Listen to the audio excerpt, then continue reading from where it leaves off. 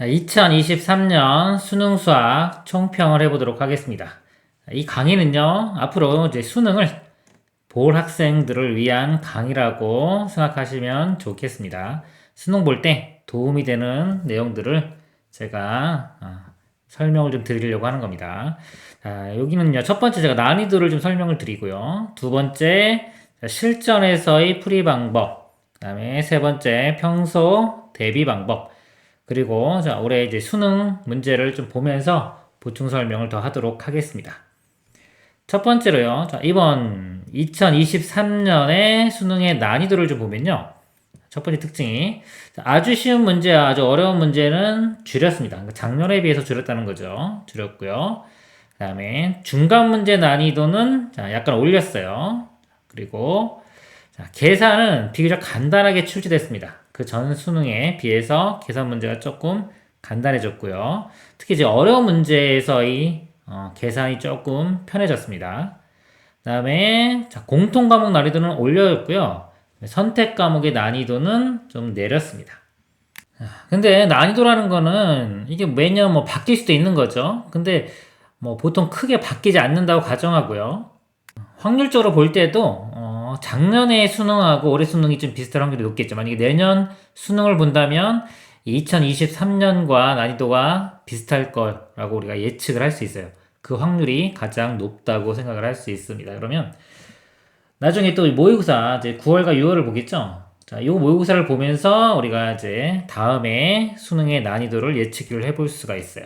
그러면 이 난이도와 우리 공부를 어떻게 해야 되는지를 한번 좀 설명을 한번 드려보도록 할게요. 자, 제가 X축에 난이도를 썼고요. Y축에 문제 수라고 할게요. 자, 만약에 뭐 작년, 재작년 해가지고요. 문제의 특징이, 자, 그냥 이렇게 딱 볼게요. 이거 뭐냐면, 자, 난이도가 쉬운 거고, 이거 어려운 겁니다. 쉬운 문제도 이 정도 출제되고, 뭐 보통 문제도 이 정도 출제되고, 어려운 문제도 이렇게 출제됐다고 볼게요. 자, 여기 만약에 2022년이라고 가정을 해보겠습니다. 작년에. 자, 요거라고 했을 때, 그리고 올해는요, 자, 작년에 비해서 아주 쉬운 문제, 아주 어려운 문제는 줄였습니다. 그러니까 난이도가 아주 작은 건 좀 없다고 치고요. 별로 아예 안 나왔다고 칠게요. 치고, 그 다음에 아주 어려운 문제도 안 나왔다고 칠게요. 그리고 중간 난이도는 높게. 그러니까 예를 들어서 뭐, 이런 모양이라고 보겠습니다. 이렇게. 여기가 2023. 그럴 때 이제 본인의 실력이 또 중요합니다. 본인의 수학 실력이 좀 일단은 잘하는 학생을 기준으로 제가 설명을 좀 드릴게요. 잘하는 학생들은요, 이 변별력이 어려운 문제, 난이도가 높은 이쪽에서 결정이 됩니다. 이 낮은 쪽은 별로 중요하지 않아요. 뭐 조금 낮거나 보통 난이도도 보통 빨리 풀 수 있기 때문에 어려운 문제인데, 자, 그 전에는 소위 킬러 문제라고 하는 문제들이 난이도가 높게 나왔습니다. 높게 나왔는데, 올해 같은 경우는요, 이 킬러 문제 난이도가 좀 낮아졌어요. 낮아졌기 때문에 예년 같으면, 그 전 같았으면 이 어려운 문제, 요거를 풀기 위해서 상당히 어려운 문제들도 시간 투자를 많이 해서 평소에 대비를 많이 했어야 됩니다. 그러나 이번처럼 이렇게 아주 어려운 문제가 좀 빈도수가 좀 줄어든다고 치면요. 굳이 이렇게 어려운데 문제를 푸는데 큰 시간을 투자하지 말고요. 이거보단 조금 더 쉬운 거. 쉽지만은 보통 문제보다 좀 어려운 요쪽 부분의 문제를 요 부분 있죠. 요 부분의 문제를 풀 수 있는데 평소에 많은 시간을 투자해서 대비하는 게 효과가 더 좋게 나타납니다. 그리고요, 중하위권 학생 같은 경우는요, 예전에는요, 아주 기본 문제, 좀 기본적인 개념만 알아도 풀 수 있는 문제가 조금 많이 있었어요. 많이 있었는데, 이제 올해나 앞으로도 만약에 이런 식으로 바뀐다면은 아주 쉬운 문제는 출제가 별로 안 되기 때문에요. 기본보다 조금 더 어려운 것까지 풀 수 있도록 노력을 해줘야 됩니다. 이 부분. 여기까지는 풀 수 있을 정도로 노력을 해야 되기 때문에 한 중간 난이도 이 문제를 푸는데 시간을 많이 집중을 해서 풀어야 돼요. 어차피 너무 어려운 거는 풀기 힘들겠죠. 그래서 요거까지 풀 수 있도록 중간 난이도 풀 수 있도록 시간을 많이 투자를 해야 됩니다. 결과적으로요, 이렇게 문제수가 많이 나오는 영역, 여기라고 칠 때요. 자, 이 영역의 난이도의 문제를 많이 푸는 연습을 해야 됩니다. 많이 푸는 연습을 하는데, 상위권일수록 이쪽 부분, 자, 이쪽 부분에 시간 투자를 많이 하고요. 중하위로 갈수록 이쪽 부분에 이제 시간 투자를 많이 해주면 되겠습니다. 자, 그리고 두 번째, 실전 풀이 방법을 좀 설명을 드리면요. 자, 수능 당일날이죠. 실전에서는요, 시간 배분을 잘해야 돼요. 일단, 쉬운 문제를 먼저 푼 후 어려운 문제를 풉니다. 그래야지만요, 마음의 안정을 얻을 수 있어요. 수능 때는 많이 떨리기 때문에 마음의 안정을 찾는 것이 되게 중요합니다. 그래서 쉬운 문제를 먼저 풀고 어려운 문제를 푸는데, 우리 문제를 보면은 보통 현재 시스템으로 볼 때 1번부터 15번까지 객관식이죠. 그 다음에 16번부터 22번까지 주관식이 있고, 여기가 공통 부분이 되고, 선택 부분에서 또 23부터 27, 28, 28까지가 보통 객관식이고, 29, 30 이렇게 주관식이 됩니다. 이렇게 되는데, 자, 1번부터 12번은 쉬운 문제예요. 보통 이제 이 뒤로 갈수록 어렵다고 보면 돼요. 객관식이고, 이게 주관식인데, 객관식에서 뒤쪽에 있는 13, 14, 15가 좀 어렵고요. 앞에 있는 건 쉽습니다. 그리고 주관식도 앞쪽에 있는 거 좀 쉽고, 뒤쪽에 있는 거 좀 어렵고요. 선택 부분도 마찬가지로 앞쪽은 좀 쉬운 게 나오고요. 뒤쪽은 조금 어려운 게 나옵니다. 그래서 쉬운 문제를 먼저 풀어요. 1번부터 12번 풀고, 16, 19 풀고, 23부터 27 이렇게 푼 후에, 자, 나머지 문제들을 풀어가면 돼요. 그리고 만약에 좀 중하위권 학생 같은 경우는 지금 제가 말한 거 먼저 풀고, 그 다음에 여기서도 이렇게 풀다가, 자, 만약에 좀 안 풀리다 또는 어려운 문제가 있으면 건너뜁니다. 이것도 마찬가지로요. 문제 풀다가 어려운 문제 있으면 건너뛰고 풀 수 있는 것만 풀면 돼요. 풀 수 있는 거 풀고, 그 다음에 만약에 이제 뭐 주관식이 있으면 주관식을 먼저 푸세요. 왜냐면 객관식은 찍을 수도 있죠. 그렇기 때문에 주관식 먼저 접근을 해보고, 그죠? 시간 남은 것도 풀고, 만약에 주관식 풀다가 시간이 좀 없어서 객관식 풀 시간이 없다 그러면 이건 뭐 어쩔 수 없이 찍어야 되겠죠. 이런 식으로 접근을 해가면 됩니다.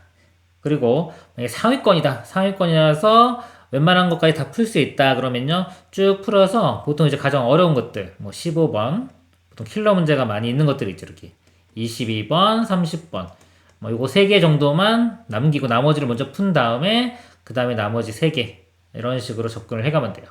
뭐 문제에 따라서 어디에 좀 어려운 문제가 있을지 몰라요. 일반적으로는 이런 식으로 문제를 내는데, 예를 들어서 뭐 12번이 어렵게 나올 수도 있습니다. 상황에 따라서는 문제 풀다가 12번이 어렵다 그럼 이걸 건너뛰고 나머지를 좀 풀 수 있는 거 먼저 풀면 되겠습니다. 네. 시간 배분을 잘해서 문제 푸는 순서를 정하면은 우리가 좀 효과적으로 문제를 풀 수가 있습니다.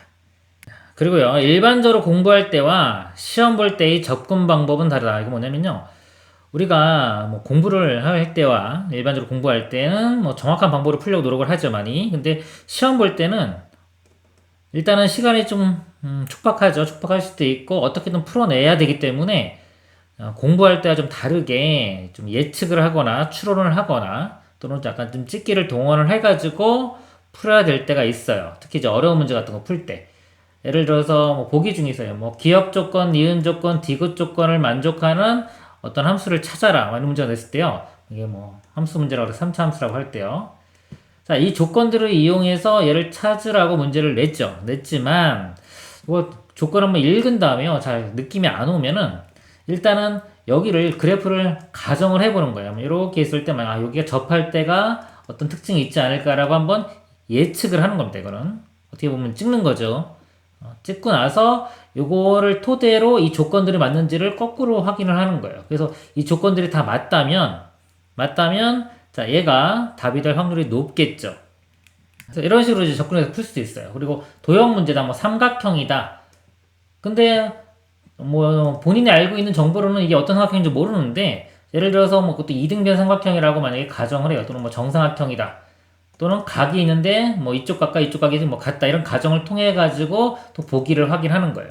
그래서 이 보기들이 다 맞으면은 이 상태가 또 답이 될 확률이 높겠죠. 이런 식으로 추론하는 거죠. 추론을 해서 어떻게 보면 약간 찍게 하는 거죠. 찍어서 문제를 풀어내야 됩니다.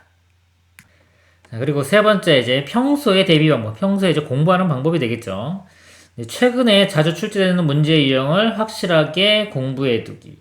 수능은요, 출제자가 있고요, 뭐 임의로 마음대로 막 낼 수가 없어요. 낼 수가 없고 각 단원별로 자주 나오는 것들이 존재합니다. 특히 이제 9월 모의고사, 뭐 6월 모의고사 있죠. 9월이 더 최근이겠죠. 어떻게 보면 11월 달에 보통 수능을 보기 때문에 자, 9월, 6월 이런 식으로 우선순위를 두고서 자, 이 문제들을 확실하게 분석을 해둬야 돼요. 자, 이거와 뭐 난이도도 비슷하게 낼 확률이 제일 높은 거고요. 이거와 유사한 문제가 나올 확률도 제일 높은 겁니다. 그리고요, 수학 공부 방법을 확실하게 공부해 두기. 우리가 수학을 공부하는데요, 공부할 때 이 공부 방법도 공부를 해둬야 돼요. 그래야지만이 효율 높게 공부를 할 수가 있습니다. 근데 수학 공부 방법이요, 간단하게 좀 뭐 짧게 설명할 수 있는 게 아니라서요, 제 유튜브 보면, 제 유튜브입니다. 제 유튜브 수학문제 닫기기를 보면은 제가 수학 공부법 해가지고 내부 4부작으로 나눠놨어요. 분량이 좀 많습니다. 근데 시간 있으신 분은 이거를 다 보시면은 수학 공부를 어떻게 하는 게 좋을지가 한번 좀 감이 잡히실 거예요. 좀 분량이 많긴 하지만은 꼭 시간 내서 보면은 좀 많은 도움이 될 거라고 생각합니다. 그리고 이제 올해 이 수능 문제 좀 보면서 제가 좀 보충 설명을 드리도록 하겠습니다. 그리고 아직 이거 문제를 풀지 않으신 분은 문제를 푼 후에 이 뒤 내용은 보시면 좋을 것 같습니다. 2023년 수능 문제고요. 자세한 풀이는 제가 따로 유튜브에 다 올려놨습니다. 보시길 바라고요. 볼게요. 여기 초반에는 객관식 좀 쉬운 문제들이죠. 뭐 1번 지수 정리해서 푸는 문제고요.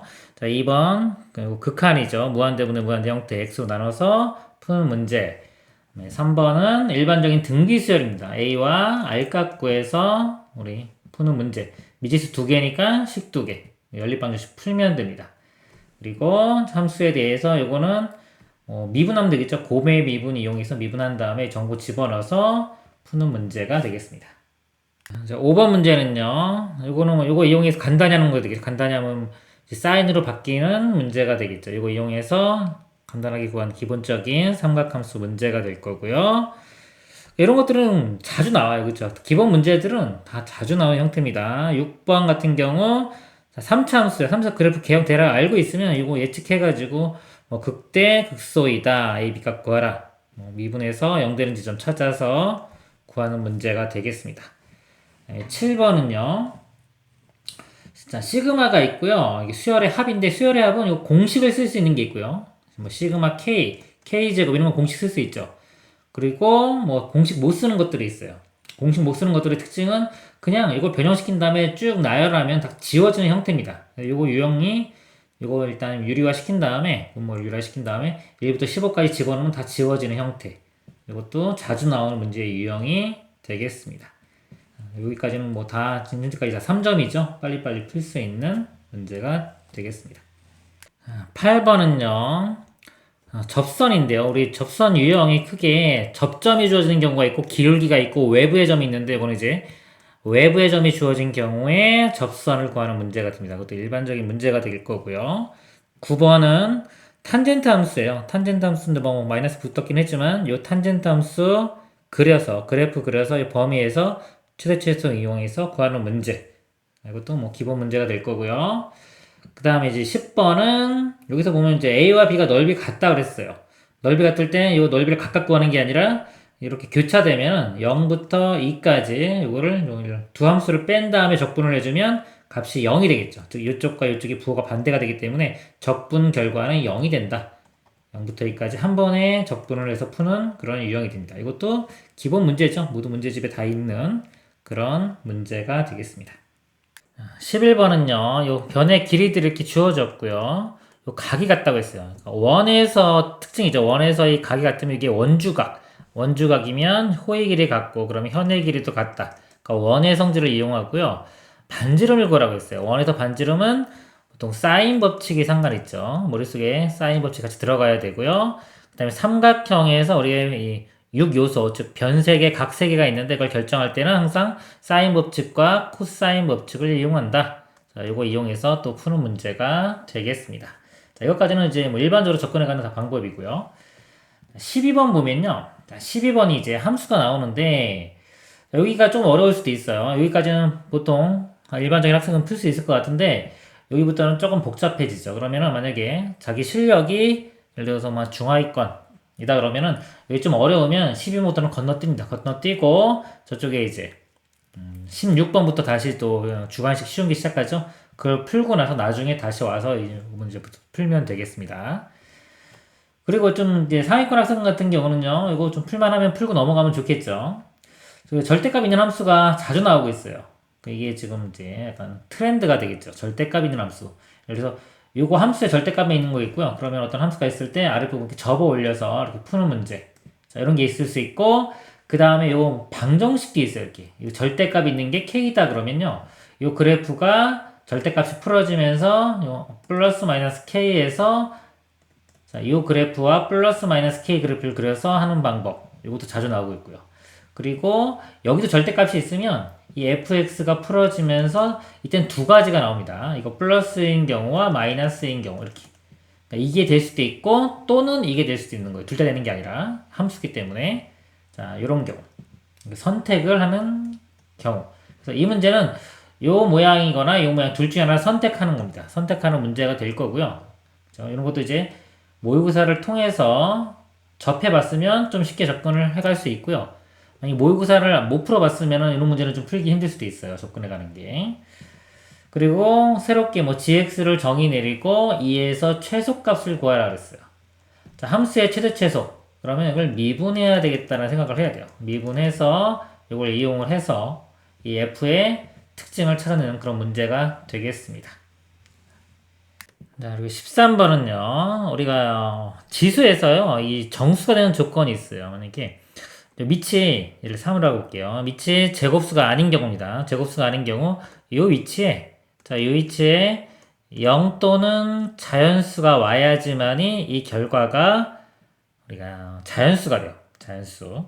그리고 밑이 만약에 제곱수 같은 경우만 9다 그러면 이거를 바꿔줘야 돼요. 이렇게. 그래서 여기가 이렇게 있으면 이런 모양을 바꿔서 요 값이 0 또는 자연수가 된다. 자, 요 내용입니다. 문제 유형이요. 뭐 요것도 나올 수도 있고요. 근데 보통 더 많이 나오는 게 n제곱근 중 실수의 개수 이거 많이 나오죠. 이렇게 실수의 개수. 홀수제곱근이면 무조건 한 개 나오고 뭐 짝수제곱근인 경우는 양수일 때 2개, 음수일 땐 없다. 뭐 요 내용이 원래는 더 많이 나오는데 요번 수능에서는 요 내용이 나왔습니다. 그 다음에 이제 14번을 보면요. 자, 요 문제 보면은 함수에 대해서 이 gx를 정의 내렸는데 요거는 x라고 딱 결정이 된 거고요. 여기 fx는 지금 범위에서 fx라고 있죠. 당함수라는 조건만 있지 어떤 함수인지가 주어지지 않았어요. 그리고 문제를 읽어봐도 이 f에 대한 어떤 정보가 없습니다. 그리고 문제 유형이요. 보면 옳은 것을 고르는 거예요. 옳은 것. 보통은요, 이제까지 유형이 기억, 니은, 디귿을 만족할 때 어떤 fx를 찾아라 이런 거였습니다. 근데 이 문제 유형은 f가 결정이 안 된 상태에서 이 보기 중에서 옳은 것을 찾는 거예요. 이렇게 옳은 것 찾을 때는요, 만약에 기억, 니은 중에, 니은, 디귿 중에 틀린 게 있다면은 발레를 찾는 방법이 있어요. 발레. 제가 요 문제 강의할 때요, 해설 강의할 때는 발레를 찾지 않고 모든 경우를 일반적으로 다 풀었습니다. 근데 만약에 저한테 이거를 풀어라 실전에서 그러면은 먼저 발레를 대입을 해볼 거예요.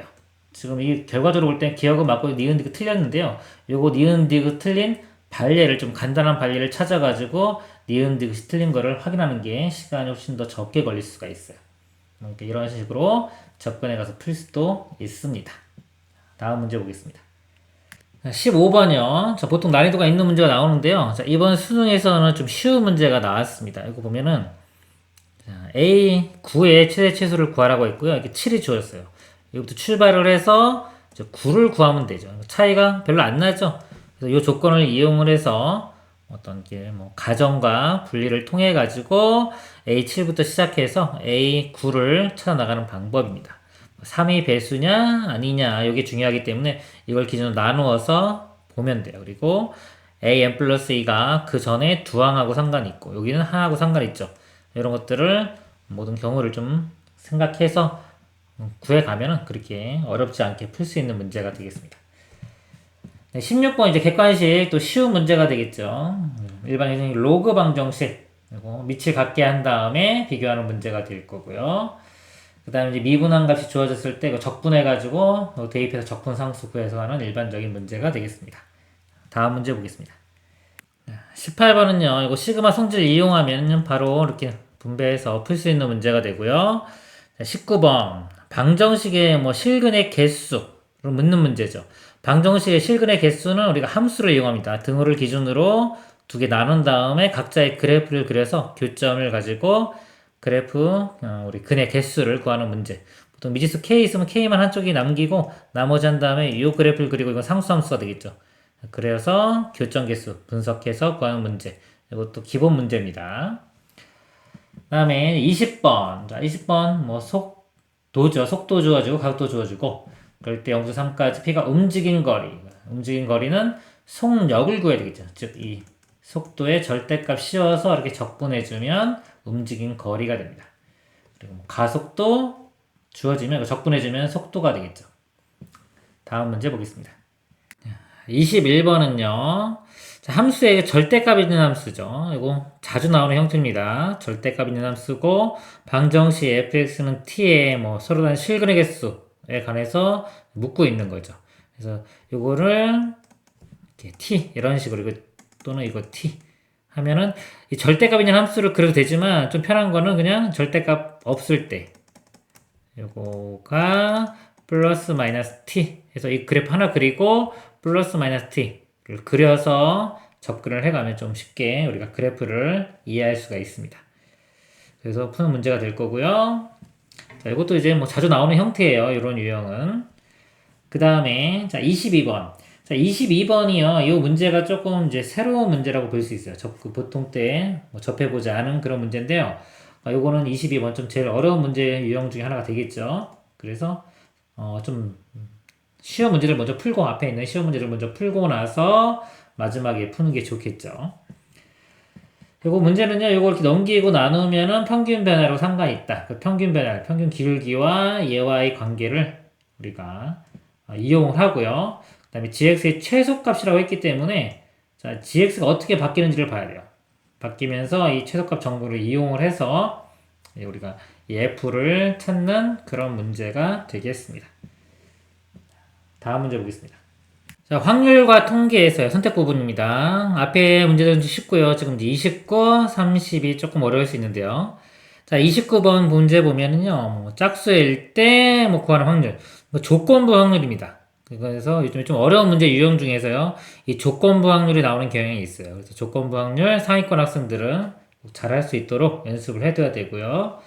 그 다음에 30번. 자, 이것도 좀 복잡한데요. 이거는 함수 개수 세는 거. 자, 이것도 자주 나오죠. 함수 개수 세는 거. 그리고 이런 것들. 크거나 같다 그러면 보통 중복조합 문제랑 상관이 있다. 라는 거 이용해서 이런 조건들 다 만족하는 모든 경우를 세는 거. 그리고 문제가 좀 어려워질수록요. 공식 하나만 써서 딱 풀리는 문제는 없어요. 문제가 어려워질수록 일단 큼직큼직하게 경우를 이렇게 나눠가지고 3개나 4개 이렇게 나눠가지고 각각을 다 구해야 된다. 시간이 좀 오래 걸려요. 좀 어려운 문제는 바로 풀리게 안 된다. 출제의 경향이 이거를 일일이 다 세야 되는 그런 문제를 주로 낸다. 이렇게 알고 계시면 되겠습니다. 그리고 이제 미적분, 선택분 미적분에서도요. 뭐 23번 좀 쉽죠. 극한 문제. 일반적인 극한 문제. 이것도요. 급수, 무한급수가 정적분 바꿔가지고 문제를 푸는 거. x를 뭘로 잡냐에 따라서 방법이 여러 가지가 있죠. 25번 뭐 등비수열 공비. 자, 공비인데 극한이죠. 공비는 밑에 큰 거 따라간다. 그래서 여기 보면 3, 이거는 2에 2니까 4입니다. 그러면 값이 3이 나오려면 얘도 여기가 r이 뿔마사인데요. 여기서 뭐 마이너스 4는 안 되고 4가 된다. 이거 알아내서 또 쉽게 풀 수 있는 문제고요. 26번 자, 부피 구하는 겁니다. 부피는 자, 넓이를 적분해주면 되겠죠. 이렇게. 그래서 이 단면의 넓이 정사각형이니까 y제곱 루트 사라지고 이 안쪽 것만 적분해주면 되는 문제가 됩니다. 다음 문제 보겠습니다. 자, 미적분 27번요. 이거 자주 나오는 거죠. 이런 모양. 뭐 도형 문제라고 보시면 되고요. 첫째 항 구하고 그 다음에 길이비 하나 알아내면은 뭐 넓이비는 제곱해주면 되겠죠. 그거 이용해서 푸는 문제. 그래서 원 위에 점이다 그러면 항상 원의 중심하고 이렇게 이어서 놓고 문제를 풀기 시작합니다. 그리고 예상해 보면 이거 중점 이등변 되고요. 이렇게 연장시키면 만나겠다라고 예상을 하고서 풀면은 좀 더 빨리 쉽게 볼 수 있는 문제가 되겠습니다. 28번도요. 이것도 극한 문제. 세타로 이 넓이를 표현을 한 다음에 극한 보내면 되겠죠. 그래서 세타를 이용해서 각도 구하고 뭐 각 같은 것도 구하고 그다음에 사인 코사인 이용해서 이 변의 길이 같은 것들 구해 가지고 넓이를 구한 다음에요. 아니면 뭐 세타분의 사인 세타 뭐 1로 되겠죠. 그리고 세타와 탄젠트 세타 이것도 1 이런 관계 이용을 해서 푸는 문제가 되겠습니다. 미적분 29번은요. 문제는 좀 복잡해 보이지만 요 함수 요거 이용하면은 쉽게 자, a, b, c 값 다 구할 수가 있어요. 그러니까 fx 결정이 되고요. 그 다음에 목표가 역함수의 적분입니다. 역함수 적분은 원래 함수하고의 관계를 보는 거죠. 이렇게 원래 함수가 있을 때 자, 역함수는 이쪽을 정의역으로 생각하면 돼요. 그래서 역함수 적분을 구하라 그러면 원래 함수를 이용해서 뭐 전체 넓이에서 요거 적분한 거 빼고 요거 빼고 뭐 이런 식으로 하면 되겠죠. 그런 문제 유형이 되겠습니다. 미적분 30번. 자, 요게 이제 합성함수예요. 3차 함수 fx라고 했고 거기 사인이 있고 거기 또 지수가 있어요. 함수 3개가 합성이 된 거라고 보면 됩니다. 연결이 된 거예요. 그래서 요거는 우리 합성함수의 그래프를 이용을 하면은 좀 쉽게 접근을 해갈 수가 있어요. 한 번에 3개는 힘드니까 3차 함수하고 이 사인과 지수는 묶어서 그냥 하나로 보고 그러니까 요거와 요거 2개 이용을 해서 합성함수 하는 거. 합성함수의 그래프 분석할 줄 알면은요 좀 쉽게 풀 수 있는 문제가 됩니다. 그래프를 못 그리고 식으로 풀려면 좀 어려울 수 있어요. 근데 이런 합성함수 문제가 또 우리가 좀 어려운 문제 유형으로 자주 나오기 때문에 상위권 학생들은 합성함수의 그래프를 분석하는 방법 익혀두시면 이 문제 좀 쉽게 풀 수가 있었을 겁니다. 그 다음에 이제 기하 보면요. 기하 앞쪽 문제는 좀 쉽고요. 기하 29번 보면요. 좀 어려운 문제 유형이 여기 내적을 묻는 문제가 최근에 많이 출제가 되고 있습니다. 그래서 이 내적의 정확한 의미를 좀 알고 있는 게 좋겠죠. 두 개의 벡터가 이렇게 있을 때 내적을 한다 그러면 하나를 기준점으로 잡고 이렇게 정사형식해서 요 길이 곱하기 요 길이 해주면 내적입니다. 자, 요거의 의미, 정사형의 의미를 알면은 좀 쉽게 풀 수 있는 문제가 돼요. 그리고 이 문제에서는요, P하고 Q인데 요 식을 보면은 P가 여기 하나 있죠. 그래서 요거에 대해 정리하는 방향성. 그러니까 P를 구한다라고 생각해서 이거 2분의 1로 가고 넘겨가지고 이 P의 특징을 알아내는 거. 이런 식으로 해서 이런 정보들을 이용을 해서 PQ의 점의 위치를 알아낸 다음에 최종적으로 내적값을 구하는 문제가 되겠습니다. 그래서 좀 어려운 문제 유형에서 내적은 이 의미 파악하면서 푸는 문제가 최근에 계속 출제가 됐어요. 연습 많이 했으면 이것도 그렇게 어렵지 않게 풀 수가 있었을 겁니다. 자, 30번 기하입니다. 기하 30번 공간에서 우리 정상의 넓이 구하는 거예요. 그러면은 보통 공간은요, 이 시선 처리를 잘하면 문제가 좀 쉽게 풀리는 경우가 많아요.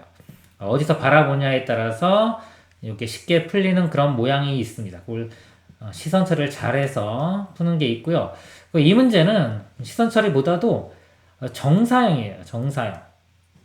두 면을 정사형인데 그래서 우리가 알면 좋은 게 두 면이 이루는 이면각. 이면각을 구할 때 보통 이렇게 붙어 있으면 이렇게 붙어 있으면 요 선을 기준으로 수직인 선을 그어서 요 선이 만나는 각. 이걸로 보통 구하는데 자, 여기서는 어떤 걸 이용하면 편했냐면은 두 면이 있을 때 두 면에 수직인 직선을 이렇게 그어서 수직인 직선을 그립니다. 요 두 직선이 이루는 각. 얘각이면 요거. 요걸 구해서 우리가 정사형 넓이를 구하는 거.